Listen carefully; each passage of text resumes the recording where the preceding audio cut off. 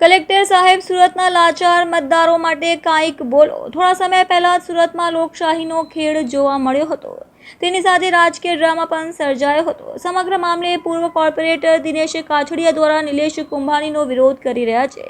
ચૂંટણી પંચ દ્વારા સુરત શહેરમાં અલગ અલગ સ્થળોએ મતદાન કરવા માટેની જનજાગૃતિ હાથ ધરવામાં આવી છે, ત્યારે કલેક્ટર કચેરી ખાતે પણ મતદાન જાગૃતિ માટે વિશાળ રંગોલીઓ બનાવવામાં આવી છે।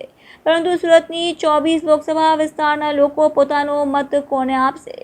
કારણ કે જે રીતે રાજકીય ડ્રામા સર્જાયો હતો, નિલેશ કુંભાણી પોતાના ઠેકેદારો સાથે કરોડો રૂપિયામાં વેચાઈ ગયા અને લોકોના મતદાન સોદો કરવામાં આવ્યો છે તેવું કહી શકાય છે, જેના જવાબે સુરત કલેક્ટર આજ દિવસ સુધી આપી નથી।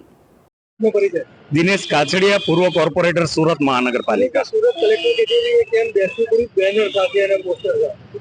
આજે કલેક્ટર સાહેબને હું રજૂઆત કરવા આવ્યો છું કે આવતી 7 તારીખે ગુજરાત આખામાં જ્યારે લોકસભાનું મતદાન થતું હોય ત્યારે સુરત શહેર જે બિનહરીફ જાહેર કરવામાં આવ્યા છે, એટલે હું પૂછવા આવ્યો છું કે મારે આવતી 7 તારીખે આ લોકશાહીમાં મત આપવો છે તો મારે મારો મત કોને આપવો?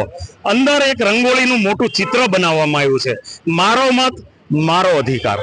હું કલેક્ટર શ્રીને કહેવા માંગુ છું, સુરત શહેરના 19,68,000 જેટલા મતદારો છે, એમના મતનો અધિકારનું શું?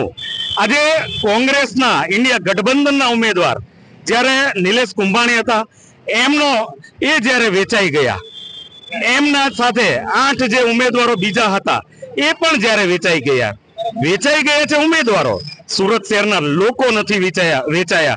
સુરત શહેરના લોકો ચિંતામાં છે।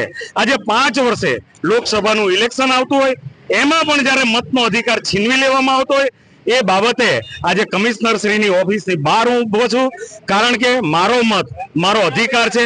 મારે મત મારો કોને આપવો એના માટે હું અત્યારે અહીંયા ઊભો છું। વાત કરીએ તો શહેરની તો એક જગ્યા પર એવા બેનર બી કંઈક અવેરનેસ માટે મારેલા છે, એવું કેમ કર્યું? જરૂર એટલા માટે પડી છે કે સુરત શહેરનું મતદાન જ્યારે બંધ રહેવાનું હોય, સુરત શહેરના તમામ જે વિધાનસભાના લોકો છે એ એવું સમજે છે કે અમારે મત આપવા નથી જવાનો। એ ભારતીય જનતા પાર્ટીના ક્યાંક ને ક્યાંક ડર ઘૂસી ગયો છે। એટલે જે નવસારી લોકસભા છે એમાં શેરી સોસાયટીઓમાં બેનરો મારવામાં આવ્યા છે, હોર્ડિંગ્સો મારવામાં આવ્યા છે, માત્ર કારણ એટલું જ છે કે મતદાન લોકો કરવા આ વખતે નીકળે એમ નથી, એટલા માટે આ અવેરનેસ માટે આ બેનરો મારવામાં આવ્યા છે।